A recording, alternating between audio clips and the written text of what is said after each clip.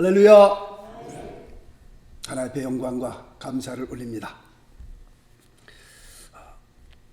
오늘부터 새 주일에 거쳐서 하나님의 음성을 듣는 것에 대해서 같이 말씀을 나누려고 합니다. 요한일서 1장 3절 말씀에 보면 우리가 보고 들은 바를 너희에게도 전함은 너희로 우리와 사귐이 있게 하려 함이니 우리의 사귐은 아버지와 그 아들 예수 그리스도와 함께함이라 라고 말씀하고 있습니다. 요한일서 1장 3절 말씀해 보니까 여기에 사귐이라는 단어가 있고요, 고린도전서 1장 9절 말씀해 보면 너희를 불러 그의 아들 예수 그리스도 우리 주로 더불어 교제케 하시는 하나님은 미쁘시도다 라고 말씀하고 있습니다. 고린도전서 1장 9절 말씀에는 교제케 하시는 하나님, 요한일서 1장 3절에는 사귐에 대해서 말씀하고 있고 고린도전서 1장 9절에는 교제에 대해서 말씀하고 있는 것을 보게 됩니다. 지금 이 두 구절의 말씀을 보면서 하나님께서는 우리와 사귀기를 원하시고 우리와 교제하기를 원하시는구나 라는 것을 우리가 알게 됩니다. 그렇다고 할 것 같으면 사귐과 교제에 있어서 가장 중요하게 생각되어지는 것은 대화입니다. 대화 없이 어떻게 사귈 수 있고 대화 없이 어떻게 교제를 나눌 수 있겠어요? 대화라고 하는 것은 conversation, dialogue 그렇게 얘기를 합니다. 서로 말이 주고 오고 하는 겁니다. 사귐과 교제 가운데는 대화가 있는데 이 대화라고 하는 것이 굉장히 중요합니다. 특별히 하나님과의 대화 가운데서 굉장히 중요하고 문제가 되는 것은 하나님의 음성을 듣는 데 있습니다. 우리가 하나님 앞에 아뢰는 것은, 우리가 하나님 앞에 말씀드리는 것은 뭐 큰 문제가 되질 않습니다. 그런데 하나님과의 대화 가운데에 하나님의 음성을 듣는 것에 대해서는 이건 굉장히 중요하다라는 것을 말씀을 듭니다. 우리가 하나님의 말씀을 듣는다? 이것은 굉장히 조심해서 다루어져야 할 주제입니다. 왜냐하면 요즘은 하도 이상한 사람들이 많고 이단들도 많고 그 다음에 또 미혹에 빠진 사람들도 굉장히 많기 때문에 그렇습니다. 교회 안에서 나는 하나님의 음성을 들었습니다 라고 하는 그 일 때문에 교회가 시험도 받고 그 다음에 많은 사람들이 상처와 아픔을 당하는 것을 우리가 보고 있기 때문에 그렇습니다. 신앙생활하면서 누가 무서운 사람이에요? 하나님의 음성을 들었다고 하는 사람, 그 사람이 제일 무섭습니다. 제가 아주 잘 알고 있는 남녀가 있습니다. 이 두 사람 모두 다요, 정말 주님을 사랑했던 사람이었었고 그 다음에 기도도 얼마나 열심히 했던 사람들이 모릅니다. 모든 사람들이 보면서 정말 신앙생활 아름답게 한다 라고 할 정도로 그렇게 주님을 잘 섬겼던 사람입니다. 그런데 하루는 새벽 예배 끝나고 난 다음에 남자가 그 여자를 향하여서 잠깐 좀 드릴 말씀이 있습니다 그러더래요. 그래서 둘이 나가서 이제 얘기를 했는데 그 남자가 그 여인에게 하는 말이, 둘 다 뭐 총각 처녀였으니까, 하나님께서 제게 음성을 들려주셨습니다. 하나님께서 제게 말씀하셨습니다. 뭐라고 말씀하셨습니까? 당신과 결혼하라고. 하나님의 음성을 들었습니다. 하나님께서 당신과 그러니까 그 여자가 그 얘기를 듣고 난 다음에 하나님의 음성이라고 하니까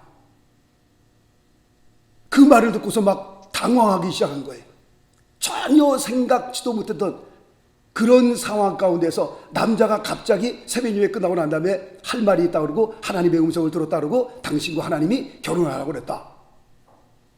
그 하나님 말씀이라고 하는 그 말 때문에 뭐 꼼짝도 못하고 딱 잡혔다가 고민하다가 결정을 했습니다. 하나님께서 결혼하라고 했으니까 결혼해야 되겠지 하고선 결혼을 했습니다. 그리고 애를 셋을 낳습니다. 행복하게 살았으면 그래도 다행했는데 뭐 하나님의 음성을 들었는지 안 들었는지 저는 모르겠습니다만은 하여튼 둘이서 잘 살았으면 되는데 굉장히 안 좋게 이혼을 했습니다. 애들 셋은요 방탕할 대로 방탕하고요, 안 좋은 쪽으로 자꾸 흘러가고 늘 싸우고 나중에는 남자가 여자 손까지 대고 아주 안 좋게 이혼을 당한 그런 케이스가 있습니다. 하나님의 음성을 들었다고 하면 둘이서 잘 살아야 할 텐데 어떻게 그렇게 살다가 갑자기 그렇게 이혼을 하게 되냔 말이에요. 헛소리를 듣고서 그것을 하나님의 음성을 들었다라고 하면 정말 피차 곤란한 겁니다.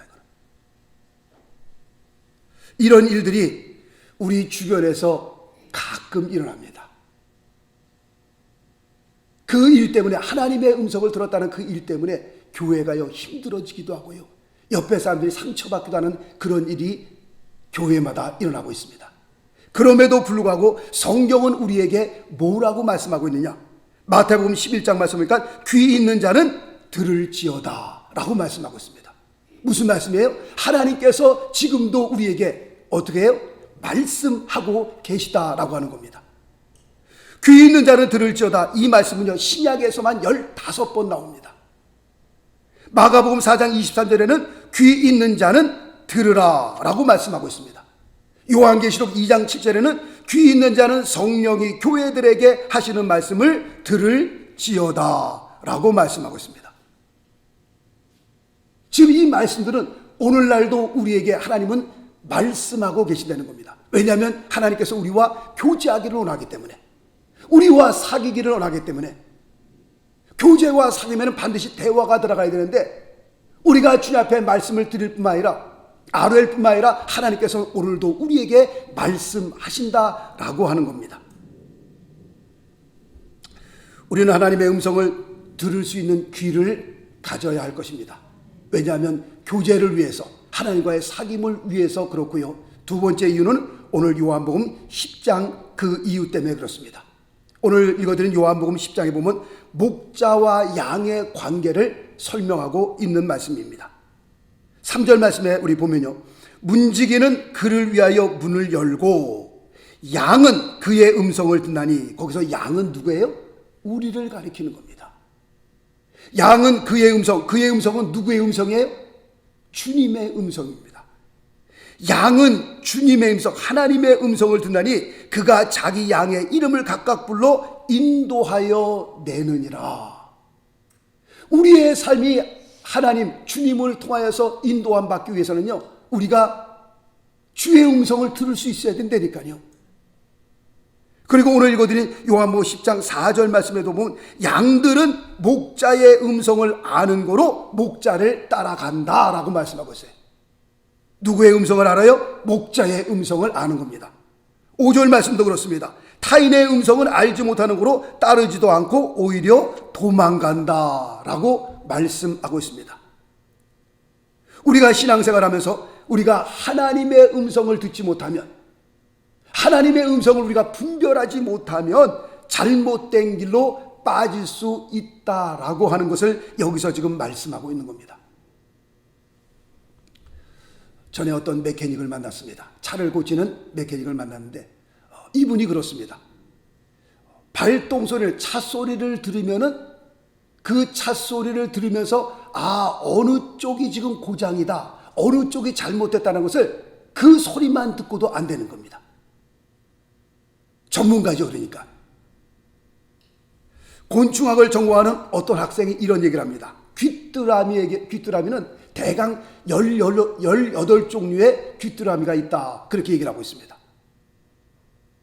18종류의 귀뚜라미가 있는데 귀뚜라미가 우는 소리만 들어도 지금 이 귀뚜라미는 어느 쪽에 속한 귀뚜라미다라는 것을 분별한다고 하는 겁니다.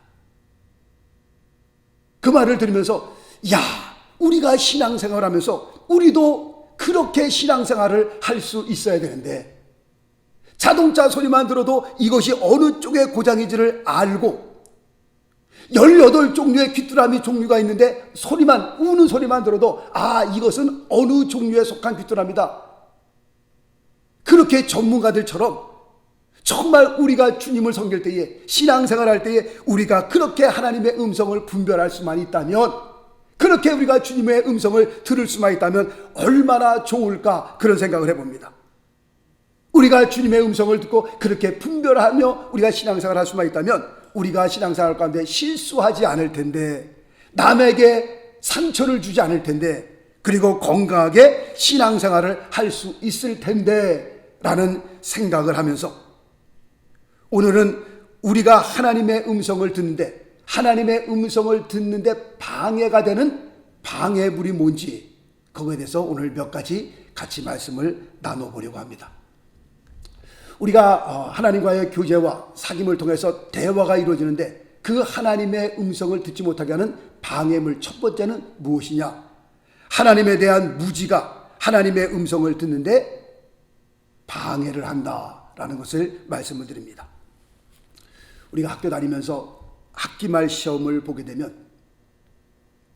컨닝을 하는 경우도 있습니다. 컨닝을 할 때요, 컨닝도 뭘 좀 알아야 컨닝을 하죠. 아무것도 모르면, 영 뭘 모르면 옆에 친구가 보여줘도요, 그게 뭔지 모른다니까요. 1, 2, 3, 4에서 뭐 1번, 2번 하면 알겠지만 뭐 푸는 것들 있잖아요. 이렇게 막 쓰는 것들. 보여줘도요, 그게 뭔지 모른다니까요. 컨닝도 웬만큼 알아야 컨닝을 하는 거죠. 영 모르면 컨닝을 못하는 거래요. 호세아서 4장 6절 말씀 보니까 내 백성이 지식이 없으므로 망하는도다. 내가 지식을 버렸으니 라고 말씀하고 있습니다. 내 백성이 왜 망하는 거예요? 지식이 없어서. 그 지식은 무슨 지식이에요? 하나님을 아는 지식을 가리켜 말씀하고 있습니다. 내 백성이 지식이 없으므로 망하는도다. 내가 지식을 버렸으니 나도 너를 버려 내 제사장이 되지 못하게 할 것이요 라고 말씀하고 있습니다. 지금 왜 호세아 선지자가 이런 말씀을 하고 있는 겁니까? 구약에 보면 하나님을 섬기다가 하나님에 대한 지식이 없음으로 말미암아 잘못된 방법으로 하나님을 섬기다가 죽은 사람들이 있었기 때문에 이런 말씀을 지금 하고 있는 겁니다. 하나님의 백성을 통해서 하나님을 섬길 때에 그 하나님이 원하시는 방법들이 있거든요. 그 제사장들이 하나님에 대한 지식을 버렸으므로 나도 너희를 버렸다라고 말씀하고 있습니다. 우리가 하나님의 말씀을 제대로 이해하지 못하고 우리가 제대로 알지 못하면 하나님을 잘못된 방법으로 섬길 수 있다라는 것을 여기서 지금 말씀하고 있는 겁니다. 마태복음 22장 29절 말씀에 보니까 예수께서 대답하여 가라사대 너희가 성경도 하나님의 능력도 알지 못하는 거로 오해하였도다. 예수님께서 사두개인들을 향하여 하신 말씀입니다. 하나님의 말씀도 모르고 하나님의 능력도 모르니 하나님을 오해하였다라고 주님께서 말씀하고 있습니다. 그러므로 우리가 하나님에 대해서 무지하게 되면요, 우리가 하나님의 말씀을 알지 못하면 얼마든지 우리가 하나님을 오해할 수 있고요, 얼마든지 우리가 잘못된 길로 빠질 수 있고요, 우리가 그릇된 방법으로 하나님을 섬길 수도 있다라고 말씀을 드립니다. 대표적인 예가 사도 바울 아니겠어요? 사도 바울이 주님을 만나기 전에, 예수 그리스도를 만나기 전에 그는 열심으로, 누구보다 큰 열심으로 자기 나름대로 하나님을 가장 잘 섬긴다고 생각했던 사람이었습니다. 그런데 우리는 하나님의 말씀을 아니까, 그 역사를 아니까, 지금 사도 바울이 주님을 만나기 전에 예수 믿는 사람을 잡아다가 능지처참을 하고 감옥에다 놓고 죽이고 잘못되게 하나님을 섬긴다는 걸 우리는 알고 있는 겁니다. 그러나 사도 바울이 주님을 만나기 전에는 알고 있는 거예요? 모르는 거예요? 모르는 겁니다. 정말 그 하나님의 말씀을 하나님의 말씀으로 알지 못하니까 하나님을 오해하게 되고 하나님의 능력을 오해하게 되는 그런 역사가 일어나는 겁니다. 우리가 하나님과의 교제하는 데 있어서 가장 첫 번째 방해되는 것은 우리가 하나님에 대한 무지입니다. 하나님의 말씀에 대한 오해입니다. 두 번째로는 세상 일에 너무 바쁠 때 우리는 하나님의 음성을 듣지 못할 수도 있습니다. 우리가 조국을 떠나 이민 생활을 합니다. 이 이민 생활이라는 것이요, 우리의 삶을 너무 바쁘게 만들어요. 너무 피곤하게 만듭니다. 이민 생활하면서 정말 여유가 없어요. 마음의 여유가 없어요. 늘 바쁩니다. 아침에 일어나게 되면 1, 2분을 다퉈가면서 준비하여 직장으로 가고 사업장으로 갑니다. 하루라도 쉬면요, 정말 사는 데 지장이 있기 때문에 몸이 좀 피곤해도, 몸이 좀 아파도 또 나갈 수밖에 없는 것이 우리 이민 생활입니다. 하루의 일과를 마치고 저녁에 집에 들어옵니다. 집에 들어와서 저녁 해 먹고 그 다음에 TV 좀 보면 벌써 11시 넘고 12시 넘는 거예요. 그러면 잠자리 들고 또 아침에 일어나서 똑같이 다람쥐가 쳇바퀴 돌듯이 우리 이민 생활이 항상 똑같습니다. 시간적인 여유도 그렇게 없고 마음의 여유도 그렇게 많지 않고 늘 우리 이민 생활이 그렇게 바쁘게 돌아갑니다. 계속 그렇게 돌아갑니다. 일주일을 지내면서 정말 성경 한 장 볼 수 있는 시간이 없고요, 그런 여유가 없고요, 하나님 앞에 무릎 꿇어서 단 1분이라도 5분이라도 기도할 수 있는 그 여유가 우리에게 없습니다. 늘 바빠요. 주일에 한번 교회에 올 때는요, 정말 성경 주일에 한번 딱 들고 그 다음에 주일 예배 끝나고 나면 또 그 다음 주일날 또 성경을 들고 늘 이런 일을 반복하게 됩니다. 그럼에도 불구하고 우리가 건강한 신앙생활을 하기 위해서는 우리가 시간을 어떻게 해요? 내야 합니다. 그래서 어떤 분들은요, 1시간 점심시간 있으면 점심시간 1시간을 다 쓰지 않고 30분을 빨리 점심을 해결하고 그 다음에 남은 30분을 차에 들어가서 성경을 보고 기도하시는 분도 계시고요. 사업을 운영하시는 분 가운데 어떤 분은요, 아예 문을 닫습니다. 잠궈버려요. 그런 거 있잖아요. I will be back. 몇 시에 이렇게 해서 딱 표를 해놓고 저 뒤에 들어가서 성경 보고 기도하시는 분도 계시고요. 이렇게 안 하면 우리의 신앙생활을 지키기가 굉장히 힘듭니다. 이민생활이 빠듯한데 여유가 없는데 시간이 날 때 내가 성경을 보지요, 시간이 날 때 내가 기도하죠, 없다니까요. 그런 여유가 생기질 않는다니까요. 우리 이민생활이 빡빡하다 할지라도 정말 우리가 시간을 내어서 성경을 보고 우리가 기도하지 않으면 우리의 신앙생활을 지키기 힘든 이민생활을 우리가 살고 있습니다. 마가복음 1장에 보면요, 예수님의 하루의 일과가 기록되어 있습니다. 이른 아침부터 시작해서 저녁까지 쭉 얼마나 바쁜지 몰라요.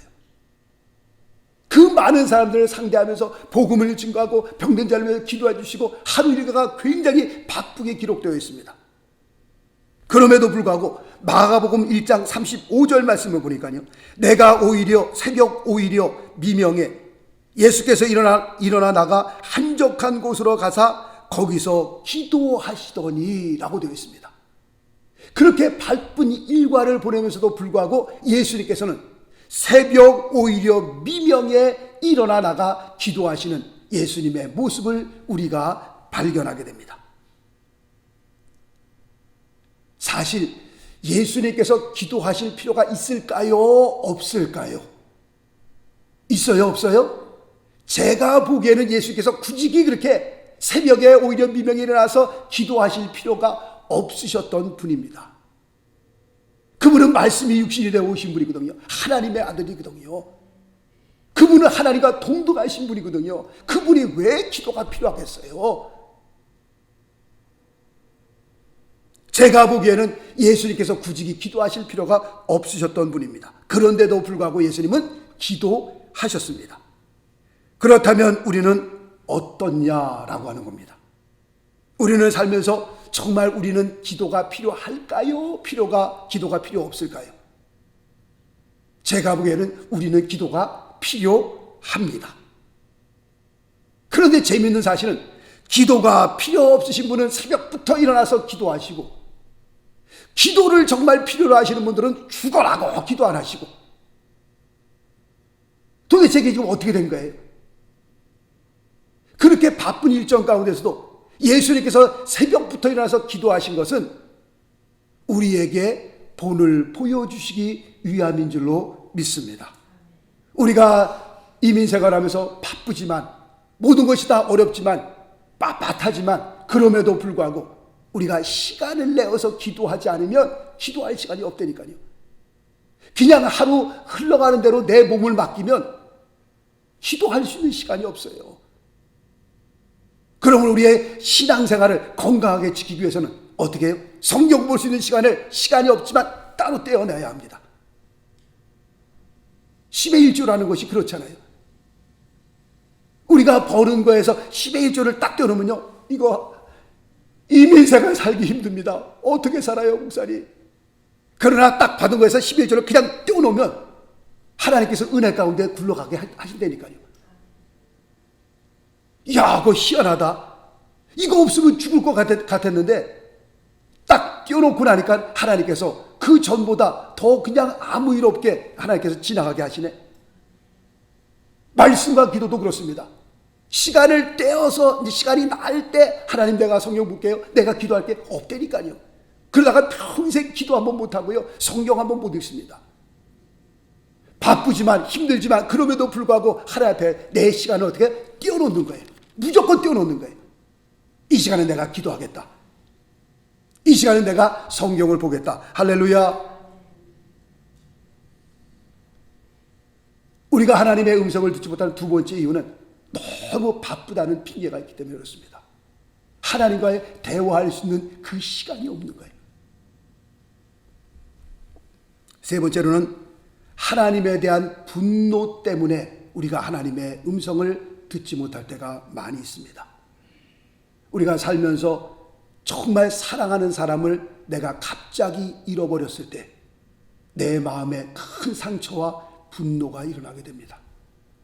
잘 나가던 사업이 갑자기 파산할 때가 있습니다. 전혀 상상치도 못했던 병이 나를 찾아올 수도 있습니다. 가정에는 감당치 못할 큰 풍파가 닥칠 때도 있습니다. 손대는 일마다 다 손해볼 때도 있습니다. 이럴 때마다 우리의 마음에 뭐가 일어나요? 분노가 일어납니다. 저 사람은 저렇게 잘 되는데 왜 나는 이렇게 손대는 모든 일마다 이 모양 이 꼴일까 하면서 우리의 마음속에 분노가 일어날 수 있습니다. 바로 이 분노가, 우리가 생활하면서 우리의 마음속에 일어나는 그 분노가 하나님의 음성을 듣는데 방해가 될 수 있습니다. 그러므로 이런 깊은 상처를 가지고 계신 분들은 정말 하나님의 은혜와 말씀을 통해서 내가 치료를 받아야지, 치료받지 않고 계속 그 분노를 가지고 내가 신앙생활을 하게 되면 하나님의 말씀이 내 안에 들어오지 않는다라고 하는 겁니다. 그 분노를 가지고 우리가 하나님의 말씀을 들어도 그 말씀에 대해서 우리가 오해할 수 있고요, 그 하나님을 향하여 분노하는 그 분노가 풀리지 않으면 하나님의 말씀이 하나님의 말씀으로 내 안에 들어올 수 없다는 것을 말씀을 드립니다. 분노, 우리가 풀어야 합니다. 그 다음에 네 번째로는 나에게 은밀한 죄가 있을 때에 그렇습니다.